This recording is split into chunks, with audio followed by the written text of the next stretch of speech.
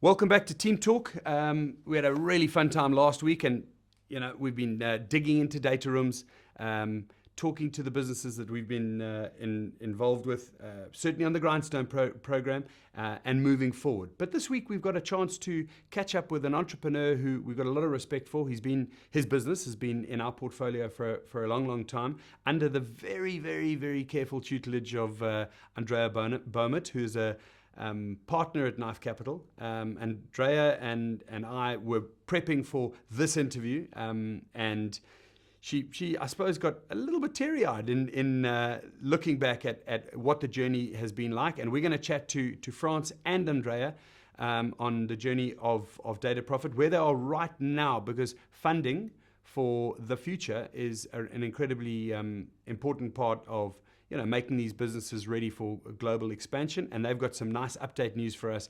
Morning, France. I was sitting on the Zoom call. You've managed to move from the phone to the computer. Thank you so much. We can see you. Interesting background you've got, and you're moving back into the offices. Big news.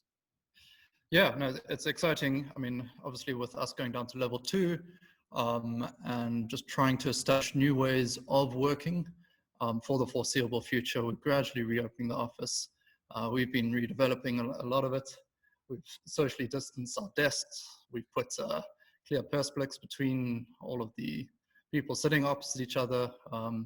So it's an interesting, quite fun space to be involved with, but we've got to really rethink how do we work as a team now. Well, that's a huge part of what's been going on in your life. We're making the connection because, and you know a little bit about the show, obviously Knife Capital is a big part of what I do. We highlight the businesses we work with, the entrepreneurs that we work with, and the name Data Profit has been buzzing around the airwaves recently. You've had some fantastic news, a lovely investment into your business. It means people believe in the future of your business. You've got strategic partners, you've got funding partners. How have the last 6 months been? I know that you've been obviously 3 or 4 of them have been COVID lockdown, but before that you were jet setting all over the world, smosing the business to different type of people, and also just opening up the channels of partners going forward in the future. Yeah, I think the last 6 months, and maybe even kind of reflecting a bit further, because really we started our fundraising journey about 12 months back, right? And wow, so it takes a long time, man. Yeah, and I think that's definitely been our experience. It's taken a bit longer than I think we planned initially, and that's, we've had our turbulence through the introduction of COVID. We've had to finish this round almost entirely remotely with the teams separate. We were somewhat fortunate in that we could do a large part of the due diligence prior to COVID, okay. But the final kind of components of the negotiation, really, we haven't had all of the parties in the same room in the past 6 months, right?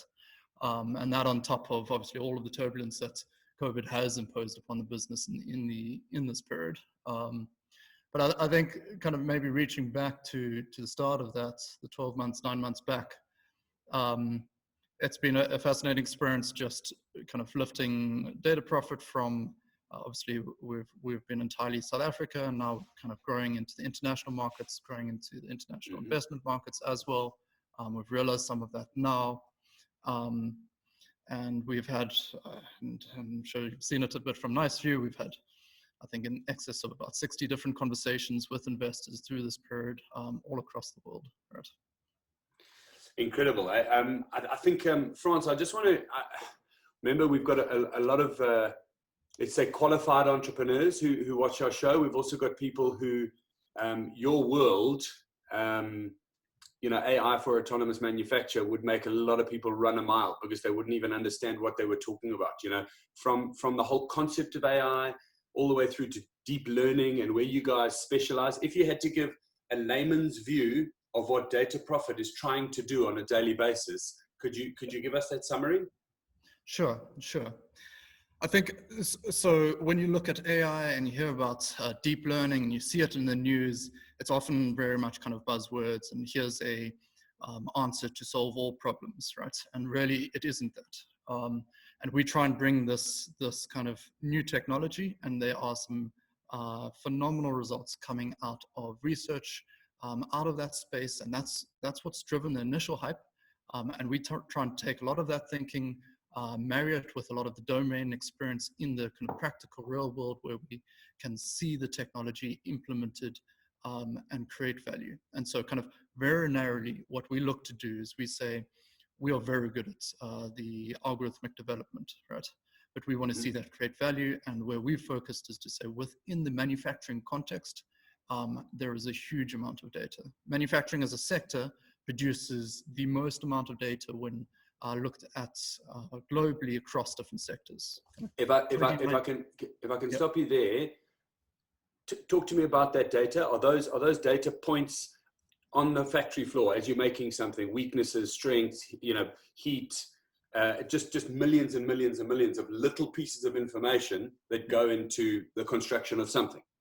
Exactly. It's if you are to make a car, a vehicle, you've got hundreds of machines working in sequence, all of them following a temperature, a pressure, a voltage, a current, etc., etc. They have to follow the set of instructions, and really, it's a recipe, right?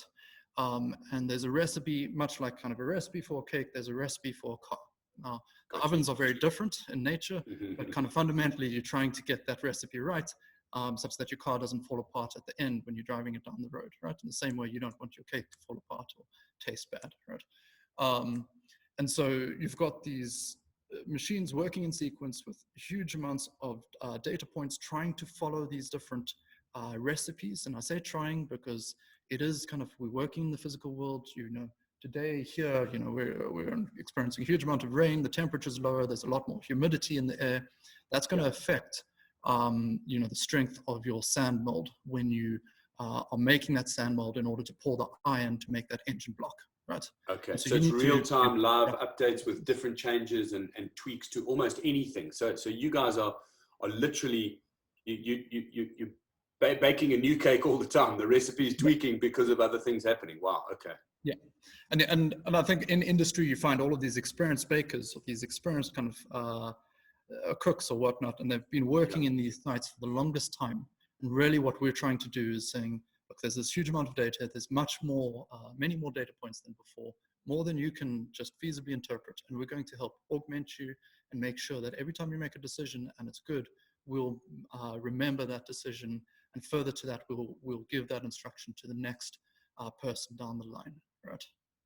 Fantastic. Okay, well, some congratulations is in order, because I think you guys are back in the top 100 of the CB Insights, top 100 businesses making their mark in AI around the world.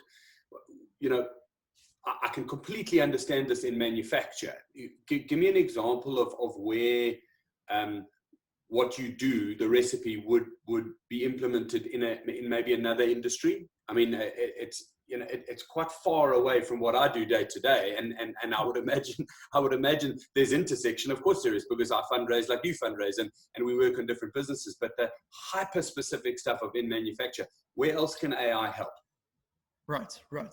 And it's a good question. And AI kind of, when I look at it, it breaks down into a couple different spaces when you see it in industry. One is kind of optimizing and improving an existing process, right? And that's a lot of what we do. And it's great because it can improve and create value immediately. And two is creating entirely new products, right?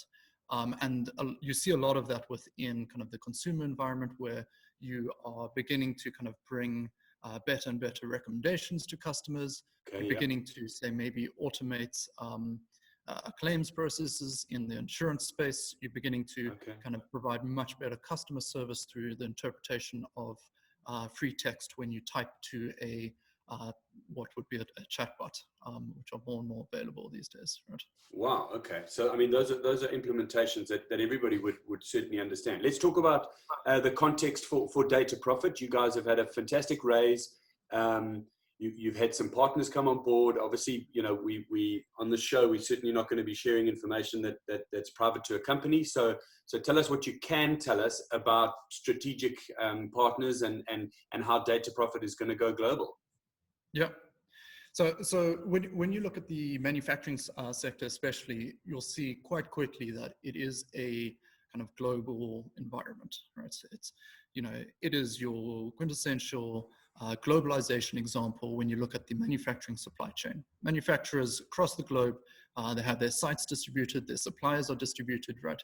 And so really what we did through this funding raise is we looked to kind of bring in some of the partners we've been working with, along with some additional strategic investment to help us kind of enter that kind of strategic global network. And I think that's especially relevant in manufacturing because unlike maybe a kind of a consumer market where you can reach out to consumers and there are well-established platforms that you can reach consumers, the manufacturing market is much more kind of person-to-person relationship-based. And that's where we felt that when we embarked upon this strategic raise, we'd work and we'd look to raise capital with partners that were kind of very well embedded in the manufacturing space. And I'm proud to say, obviously, Knife's led this round for us, which has been fantastic.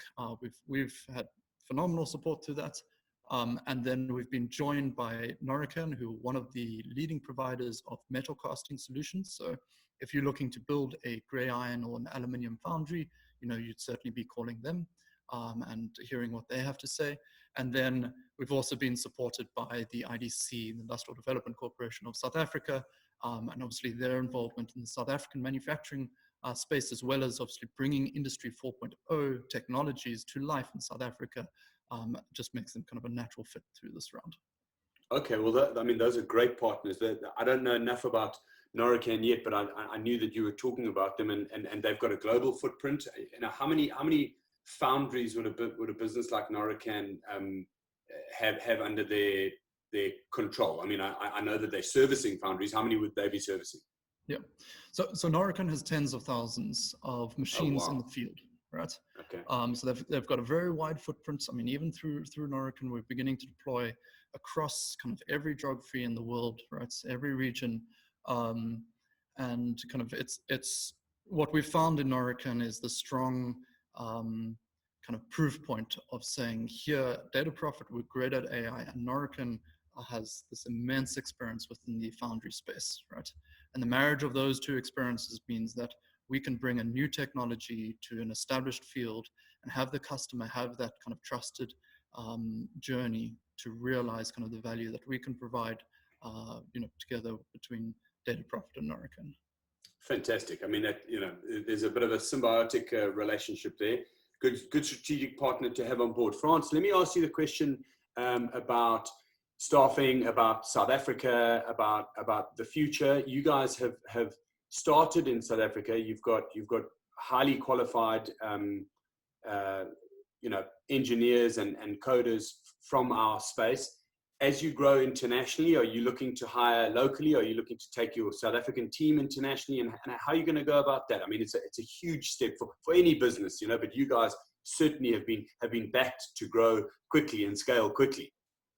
Yeah, and it's a good question, and kind of narrowly within the manufacturing context, I mentioned it is a global industry, but it is that relationship-based industry. So you need to, it is a industry where inspecting a manufacturing site is an important part of developing that relationship with your manufacturer, with your customer, right?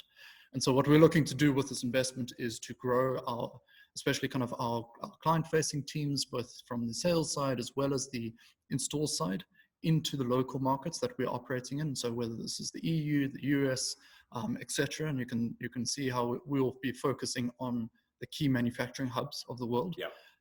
And then have the support and develop the team, and kind of we've had great experience with the talent in South Africa, right? So always have kind of our central engineering within the South African context, because here what we found is we can build one of, and I'm talk quite proudly about the team, what I think to be the most advanced AI team working in the manufacturing space, right? Solely dedicated to manufacturing across the world, right? And we can build that here with kind of A-class talent, and we'll be looking to, with this funding round, service customers around the world with that distributed customer-facing team from the product, the solution that we develop here in South Africa. Frans, can I ask it's a semi-personal question about the relationship Knife Capital and I think your next meeting's coming up. a semi-personal, because obviously I've been part of this relationship, but just to have it out there. I mean, the role of a fund and a fund partner for a business like yours, where do they help? Where potentially can they get in the way and mess things up? And where has Knife Capital been part of your journey? Yeah. I think kind of the strongest point that's been important to me through this journey is that kind of Knife has this view, and I think it's a great view, and it's something we align quite strongly about, is that the work that we do within the context of South Africa is globally relevant and should be brought to a global market, right? And what I've kind of been appreciative of through our journey with Knife obviously originally investing back in 2018 and then subsequently following on in this round, is just kind of the commitment to that view. And so I've been on the road with one of the managing partners, Andrea Beaumont. She's provided a huge amount of support through this investment round. And it's kind of clearly come from a point of view to say, we as kind of obviously an economy at the bottom end of Africa, you know, we can be out there in the world, and we should be, and we can build these relationships, and the technology and the solutions that we're providing are globally relevant. And really kind of just the amount of commitment and time that Knife has put towards that has been a clear indication of just living that principle. Frans, it's a ringing endorsement, and obviously a congratulations to Andrea, who I know is very supportive of the business and yourself, and in awe of what you guys are achieving.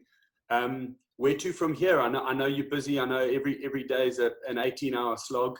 But you know, do you have a couple of steps that you have to fulfill over the next few months as you go on this global journey? It's a good question. Obviously, we've raised this amount. We've got a kind of a good plan in place. But as everyone and every different sector across all of kind of societies realize, that plans have to be very adaptable as the situation changes. And so we're being quite tactical through this next 6 months. We're going to make some clever moves with just building out some of those international offices and kind of gradually reinvigorating our kind of own office here as we come out of our kind of homes and back into the office, right? So we've got to navigate all of that. And kind of just I'm still nervous. Is that wallpaper behind you, or is that code that you guys just flick up on the wall while you're casually chatting? this is how we decorate our office. This is how we choose to decorate. Fantastic! I love it. That's called living what you do. It's a quick way to catch some errors. I'll tell you that.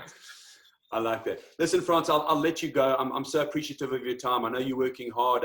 I'm not jealous today because you said it's raining in Cape Town, but as you know, I'm always jealous of you guys based in Cape Town, and I know that your international travel will be upping itself very shortly to go and see the international partners, keep on growing the business. And a big congratulations from all of us. You know, as fellow South Africans, we're super proud of what you've done. You've leapfrogged everybody else and jumped onto an international stage. So double thumbs up. As you know, I'm part of the Knife Capital team, and I've got your back wherever you need it. But don't forget, you know, to reach out. All of the handles that we need for Data Profit, for the raise, for your partners, for Norican, and for yourselves will be on the show. We've got a sort of a cheat sheet which we put up at the end. We might even put up you know, just a little slide on Twitter and those kind of things to throw it. So we've interacted on that social media before, and we're very, very appreciative of you coming on the show. Thank you so much. Thank you for having me. Really. Here we are. I'm back. I've changed what I'm using for the interview. I'm really trying to experiment with this app, which I think is outstanding. And I told you I've connected now on social media with Phil Libben of Evernote fame, and this is his next project. So it's something huge for us because we think entrepreneurs can make the movies. But I was so taken aback by the way Frans Cronje mentioned Knife Capital and Andrea Beaumont in that interview that I quickly phoned Andrea. She's jumped on board. Andrea, thank you so much. I know you in between meetings. I've put now Data Profit on the background of my side on the camera, but I wanted to almost explore the other side of what's happened in this Data Profit deal, you know, because we've heard from the entrepreneur, we've seen his journey, we've seen the new wallpaper on the office, we've seen him returning to work with his engineers, but you have had to handhold this deal and this company through a massive raise in South African context. I know it's been a little bit up and down. Has it been an emotional roller coaster? How are you feeling? To be honest, thanks, Bob. I'm actually really happy that it's over. I mean, over when it's over, but yes, it has absolutely been a roller coaster. And it was very interesting because for once, I was the investor, but I was also there pitching as the kind of company. So to kind of go and have both sides and kind of sit on both sides of the table was actually a very interesting experience and everything. But yes, I'm absolutely happy that it's over, for sure, 100%. 100%. Look, and I know, I mean, I don't want to state the obvious, but obviously COVID hitting halfway through the process. You and I did some traveling to America at the beginning of the year, following up on leads, following up on your contacts, following up on people who'd already been interested in this business. Is the strength of the business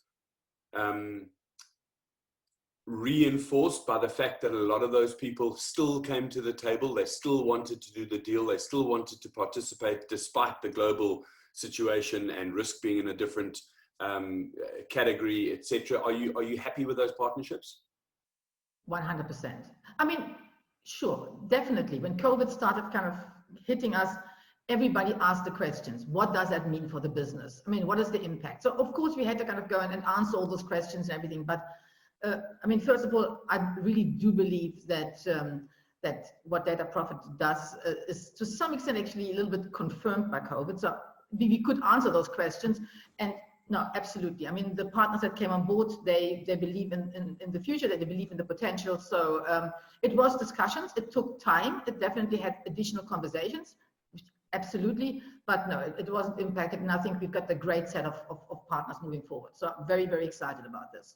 Fantastic. And Andrea, I spoke to Frans a little bit about what he was going to use the money for, what the plan was going forward. How close are you to that? I know you're spending a couple of days a week with the business, the rollout, the implementation, the use of funds for growth.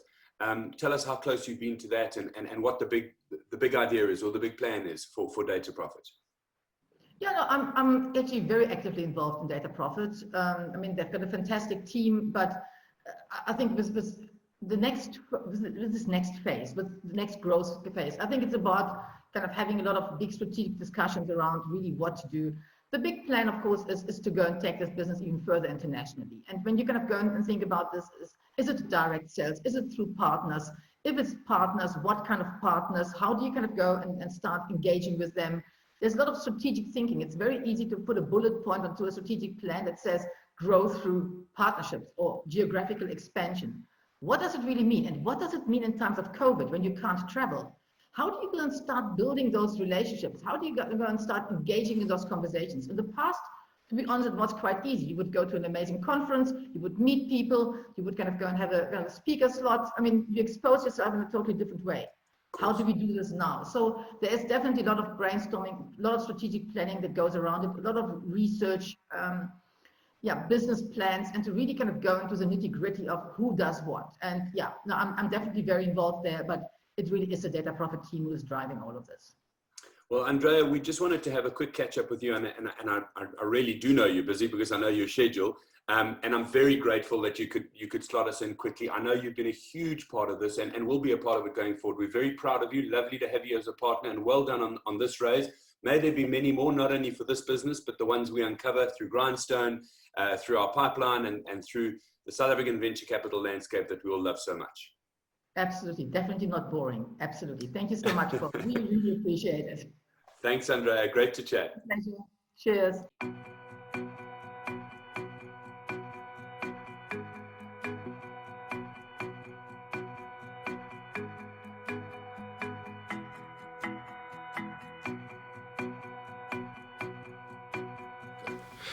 Hi guys, I'm Robert Koenig, the co-founder and CEO of Matter Industries. We're a fully integrated industrial IoT business working on monitoring remote bulk infrastructure.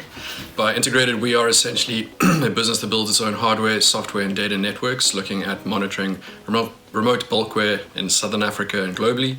We're active in the bulk pipeline space, the smart community space, and agricultural space. Our team is based in Johannesburg with our hardware team in Cape Town and our network team in Cape Town. And we are just really super excited to be part of this Grindstone program and really looking forward to working with all of you and just getting going. Can't wait to meet you all. Thanks.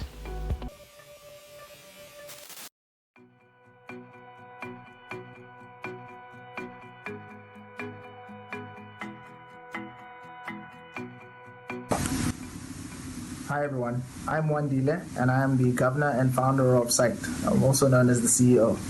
Basically, our company is an online wellness platform that offers mental health assistance to clients in the comfort of their own home. And this is all done through secure video consultation whereby clients can come onto the platform and find suitably qualified practitioners at an affordable rate where they can have sessions in private without anyone having to know.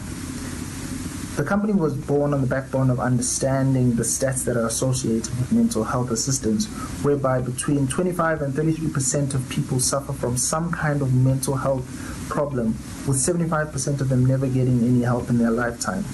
And this is also due to the fact that there's a huge stigma associated with mental health, and the costs of traditional face-to-face sessions are exorbitant.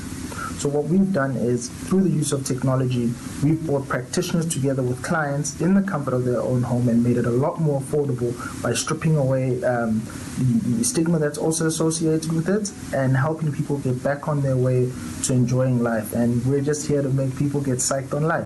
As always, thanks very much for listening in on TeamTalk, where we talk to champions and people in the industry. We've got a chance to talk next week to a few more of those sports stars. And this time, an ex-rugby playing mate of mine started to start up a coffee chain, or was it a beer chain? I'm not sure. Why don't you have a listen for next week?